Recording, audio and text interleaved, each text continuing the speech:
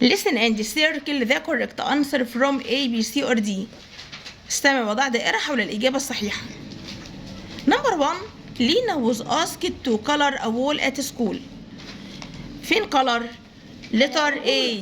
تلون حائط في المدرسة يعني. color letter A. Number 2. She painted the wall. هي لونت الحائط quickly بسرعة and carelessly وبإهمال. يبقى letter A. Number 3. Everyone الجميع saw the messy work. رأى العمل الفوضوي. messy letter B. Number 4. Lina learned to always do her best. لينا اتعلمت ان هي دايما تبذل قصارى جهدها يعني. best letter A. طيب يلا نشوف بقى اختار choose. If you promise to do something it means that you will definitely do it. يعني لو انت هتوعد ان انت تفعل شيء ما هذا يعني ايه؟ ان انت لازم تعمله تماما. Number 2. Sammy was not carpenter. He is good at making chairs and tables. هو جيد في صنع الكراسي والترابيزات. يبقى ايه؟ skilled. يعني ايه؟ a skilled carpenter. نجار ماهر. طب نمبر 3. the box is not. الصندوق ايه؟ this means it is made of wood. هذا يعني ان هو مصنوع من الخشب. يبقى wooden. صندوق خشبي. الصندوق يكون خشبي. نمبر 4. the shirt القميص is ايه؟ it is the right size. ده المقاس المناسب يعني fit اللي معناها مناسب او ايه؟ ملائم. my friend gave me صديقي اعطاني a note on my birthday. عيد ميلادي gift هدية. سامي used weak note to build the house. سامي استخدم ايه ضعيف علشان يبني البيت؟ wood خشب ضعيف. The story القصة teaches us بتعلمنا to do our ايه؟ best ان احنا نبذل قصارى جهدنا when tired. حتى لو متعبين برضو نعمل بجد. طب بعد كده القطعة read and complete the text with the words in the box. اقرأ واكمل النص بكلمات من الإطار. يلا مع بعض كده. مصطفى is a young carpenter. يعني ايه؟ مصطفى نجار صغير في السن يعني أو لسه شباب يعني. he builds هو يبني a small note in the village. هو يبني ايه صغير في القرية؟ house منزل صغير في القرية. he uses هو بيستخدم good note. عايز اقول خشب جيد wood. he makes a note and a nice note. اول واحدة هتبقى doors.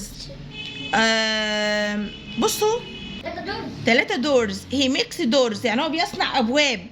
and a nice هتدخل chair. مش تنفع chairs عشان حتى قال المفرد أداة نكرة. الرابعة هتبقى chair يعني هنلغي الاس اللي موجودة. everyone likes his work. الجميع بيحب عمله because it is neat and beautiful. لأن عمله ايه؟ عمله جميل يعني.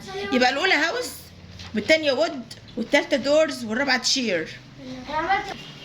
اللي عارف يترجم معايا. read the text and answer the questions. اقرأ القطعة واجب عن الأسئلة. كريم works as a carpenter in a big town. كريم بيعمل كنجار فين؟ مدينة كبيرة. he uses wood بيستخدم خشب to make tables علشان يصنع طاولات أو ترابيزات and beds وسراير أو أسرة اللي هي مفردها سرير يعني. people like his work. الناس بتحب عمله because it is strong and neat علشان عمله قوي يعني وجميل. one day ذات يوم he made a gift for his friend. هو عمل هدية لصديقه. ايه الهدية ديت؟ a small wooden chair. كرسي خشبي صغير. his was happy when he saw the chair. he his friend. تمام؟ المفروض ان هي his friend صديقه. was happy كان سعيد. when he saw the chair لما رأى ليه الكرسي. he thanked كريم هو شكر كريم and said to him وقال له ايه؟ you are the best carpenter. يعني ايه؟ انت افضل نجار. هنا the best دي بتاعت مين؟ good.